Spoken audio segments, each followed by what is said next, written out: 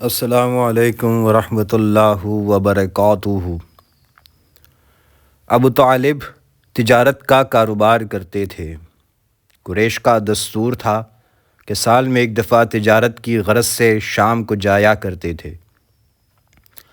حضرت محمد صلی اللہ علیہ وسلم کی عمر تقریباً 12 برس کی ہوگی کہ ابو طالب نے حسب دستور شام کا ارادہ کیا۔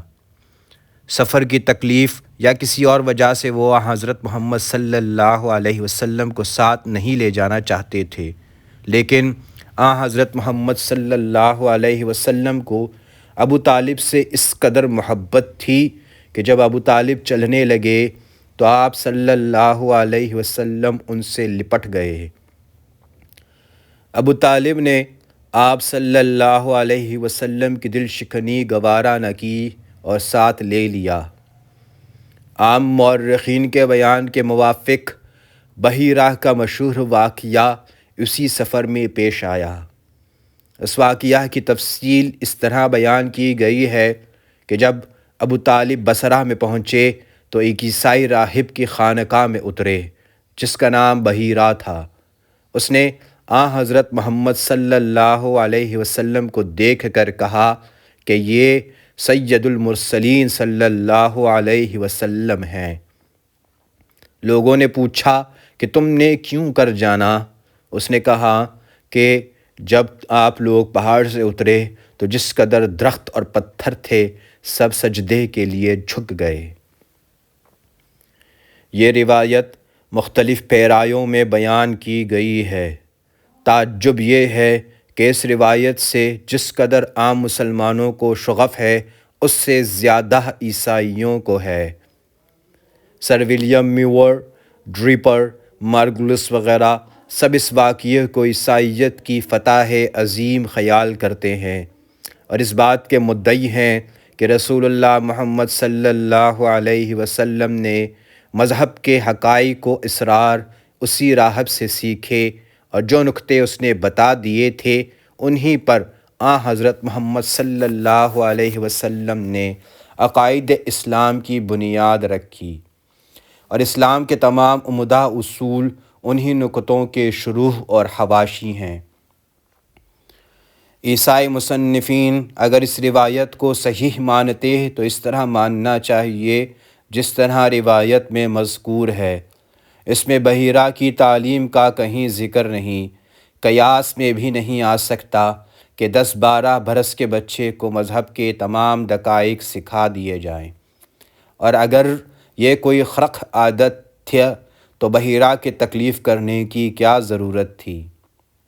لیکن حقیقت یہ ہے کہ یہ روایت ناقابل اعتبار ہے۔ اس روایت کے جس قدر طریقے ہیں سب مرسل ہیں، یعنی راوی اول واقعہ کے خود موجود نہ تھا اور اس راوی کا نام نہیں بیان کرتا جو شریک واقعہ تھا۔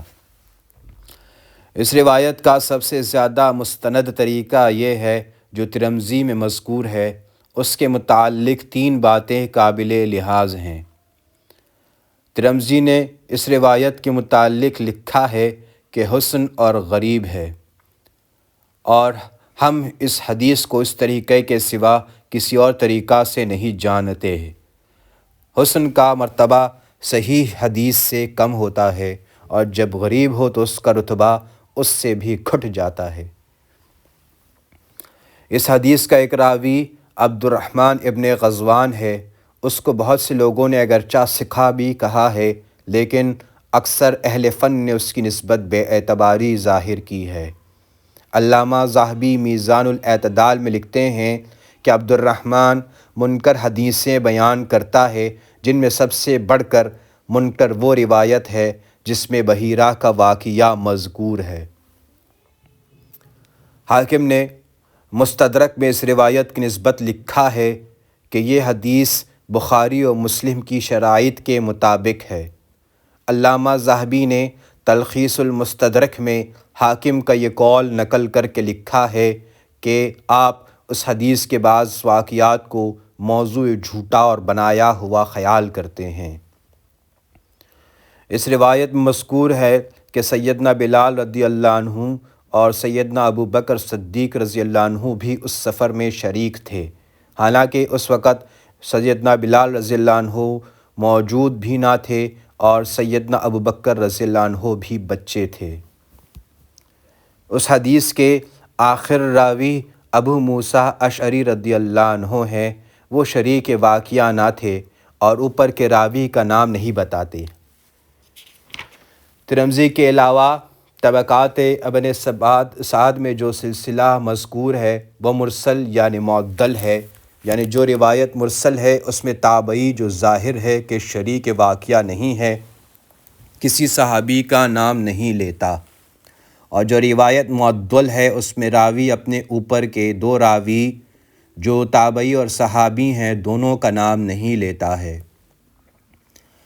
حافظ ابن حجر روایت پرستی کی بنا پر اس حدیث کو صحیح تسلیم کرتے ہیں، لیکن چونکہ سیدنا ابو بکر صدیق رضی اللہ عنہ اور سیدنا بلال رضی اللہ عنہ کی شرکت بداہتاً غلط ہے، اس لیے مجبوراً اقرار کرتے ہیں کہ اس کے اندر حصہ غلطی سے روایت میں شامل ہو گیا ہے، لیکن حافظ ابن حجر کا یہ ادعا بھی صحیح نہیں کہ اس روایت کے تمام رواہ قابل سند ہیں۔ عبد الرحمن ابن غزوان کی نسبت خود انہی حافظ ابن حجر نے تہذیب التہذیب میں لکھا ہے کہ وہ خطا کرتا تھا، اس کی طرف سے اس وجہ سے شبہ پیدا ہوتا ہے کہ اس نے ممالک کی روایت نقل کی ہے۔ ممالک کی ایک روایت ہے جس کو محدثین جھوٹ اور موضوع خیال کرتے ہیں۔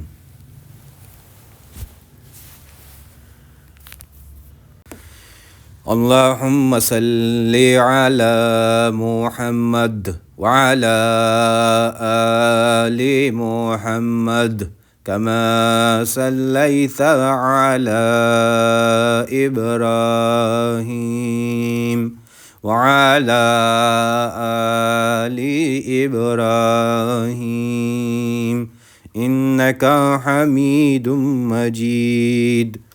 اللہم بارک علی محمد وعلی آل محمد کما بارکت علی ابراہیم وعلی آل ابراہیم انک حمید مجید۔